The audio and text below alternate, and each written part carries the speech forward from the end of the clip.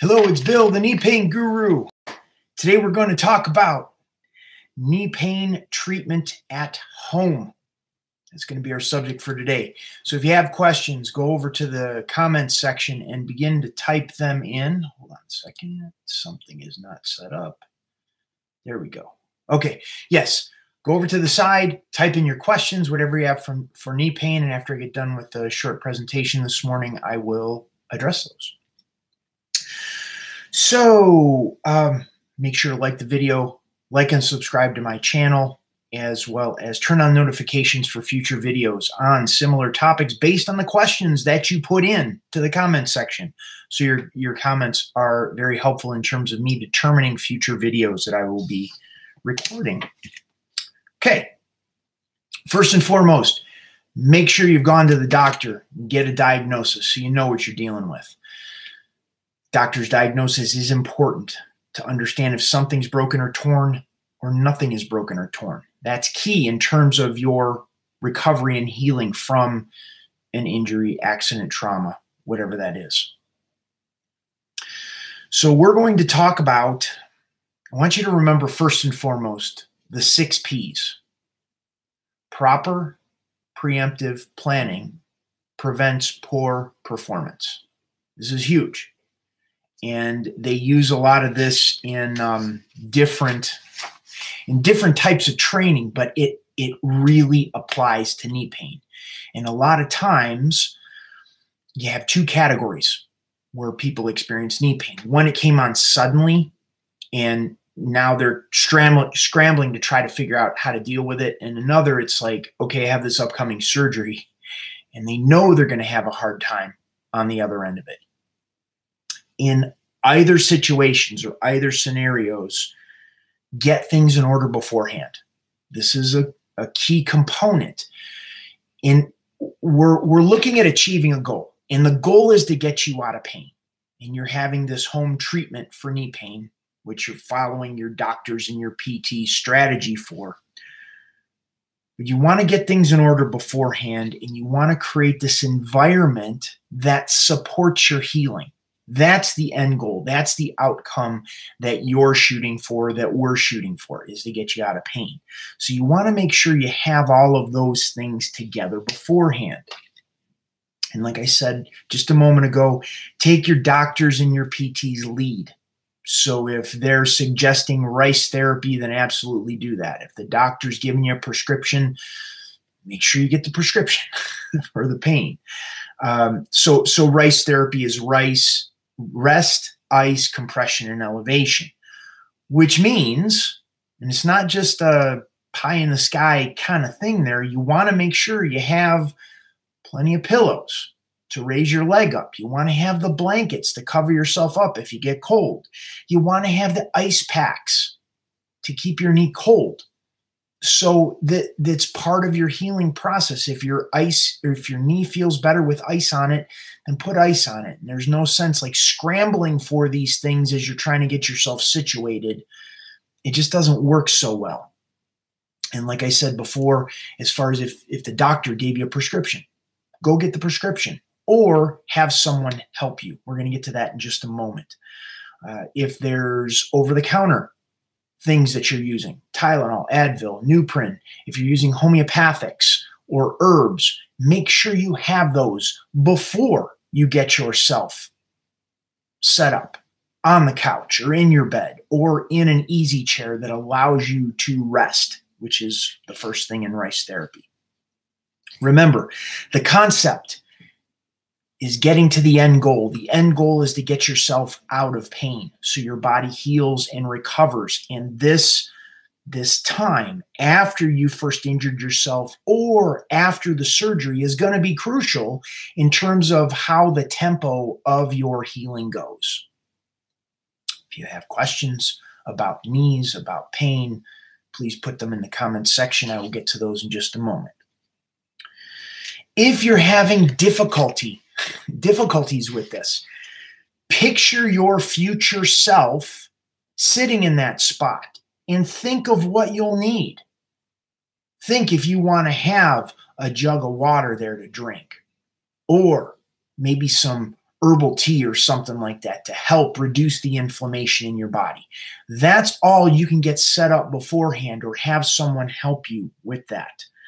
And you want to make sure this environment that you're creating for yourself, essentially a cocoon for your knee to heal so you can get back to your life as quickly as possible, you set that up as quickly as possible. Here's a key component where a lot of people screw up. A lot of people screw up knee pain treatment at home. And they don't get support. They try to do it themselves. They don't reach out to friends or family or loved ones to help them, to give them the support, to cook for them, to go take care of things, go run errands and things like that that they need done. And what ends up happening is in that process, they injure themselves more. They injure their knee more.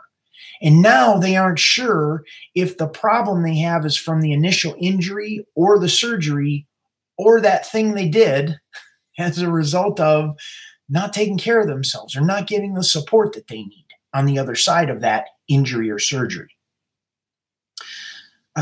Here's a suggestion to work with in case you're in a place, which I found myself many times in a city that I didn't know a lot of people, that I didn't have friends or family that were real close to me.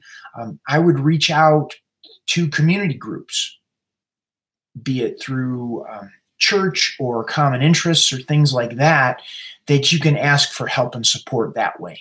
So there's a lot of different Facebook groups that you could possibly reach out to if you've been a member of that group for a while and see if there's anybody local that can help you with that. And I think the big thing is allowing people to take care of you. That's a huge thing. We kind of live in a society where like we suck it up and we can deal with it and I can push through the pain and I could ignore it. And it's not so bad. It was worse yesterday. And understand, this is very important, understand that self-abuse does not allow your knee to heal faster. This is key. Self-abuse. You trying to do it all yourself and continuing to put your knee in more pain or tweaking it more or stumbling and falling and making the situation worse does not allow you to heal faster. Just taking a little bit of time and really organizing things in a way where your knee will be supported and taken care of and it can heal, then that's great. And the whole self-abuse thing is, I'm just saying. Okay, type in your questions. I'll be answering them shortly. And if you've been doing all of these things and you're still struggling with knee pain, then you may want to head over to my website, The Knee Pain Guru, and take my 7-day knee pain reduction challenge. I got some good things over there that can really help you in terms of reducing the pain, tension, swelling, discomfort in your knee naturally without struggling. Okay, we have 7 people here watching right now. No thumbs up, which I'm okay with, and no questions. So if that's where we're at, then I will probably wrap up the call here, wrap up this video, and I will see you on the next one.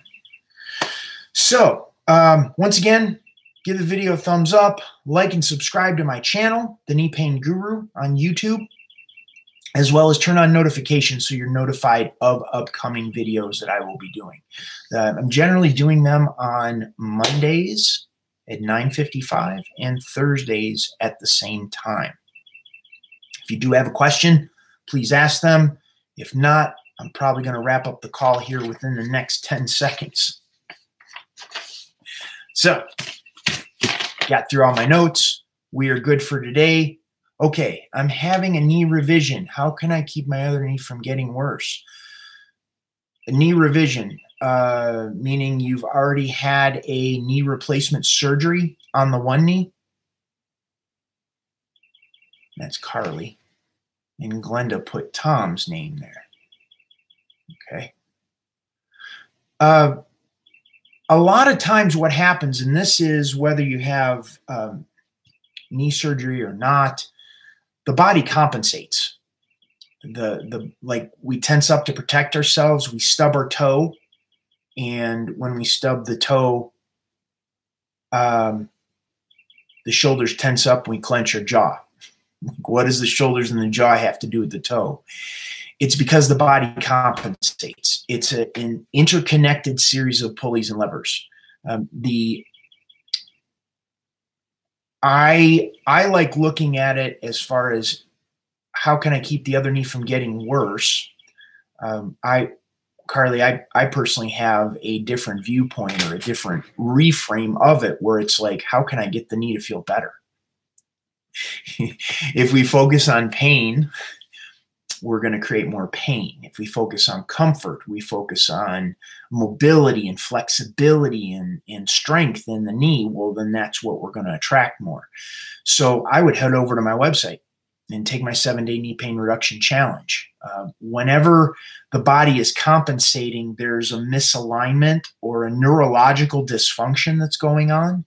And the more we can create comfort in the area of the knee or in the body that's experiencing pain, discomfort, stiffness, tightness, lack of mobility, flexibility, buildup of scar tissue, the more we can create comfort in that area, the more the body relaxes. The more the body relaxes, the increased range of motion and pain and stiffness and all that goes away.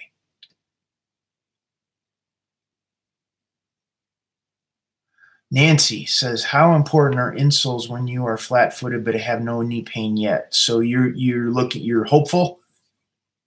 Are you hopeful you'll get knee pain? Nancy, I don't look at it like it's an inevitability. I look at it like create comfort in the part of the body that is experiencing discomfort, and then the body takes care of itself. Insoles, if it feels good, well, great, then wear them. If they don't feel good and they're causing pain, well, then that's kind of a gimme that it wouldn't be for you. Not all insoles are created the same, meaning you can pay hundreds of dollars for an insole from a podiatrist that can cause pain, and you can buy the cheapy one at the local athletic store for $10, $15, and it makes the pain go away. So it's all about what creates comfort in your body. I have flat feet. I've had flat feet my entire life. I only had insoles when I was a teenager. Actually, not even, it was preteen, somewhere around in that age. And other than when I blew out my knee, I haven't had pain as a result of my flat feet. So it's all about understanding the body on a deeper level to know how to get it out of pain, create comfort. If you want to learn how to do that, head over to my website, take my 7-day knee pain reduction challenge. It's at thekneepainguru.com. I will put the link in here. And for other people that are on the call or on this video, if you'd like to type in your questions, please do so. Okay. That's for Carly and Nancy. That is the link to my website to take that 7-day knee pain reduction challenge. You'll get trained for 7 days on my approach to teaching you how to get the pressure off of the nerves in the knee and start looking for comfort instead of pain. And it's much faster to get out of pain when you're looking for comfort. And many times it's a struggle to understand how to look for something that you've never looked for before. It's like that red Volkswagen Beetle, the new red Volkswagen Beetle 2019. And you'd be like, what red Volkswagen Beetle? And the moment you get off this call and you look around and you see all of the new cars, the red Volkswagen Beetles driving around. Okay, we're going to wrap it up. No more questions coming in. Thank you all so much for being here. This is Bill Paravano, the Knee Pain Guru, wishing you a wonderful day and a wonderful rest of the week. See you on the next video.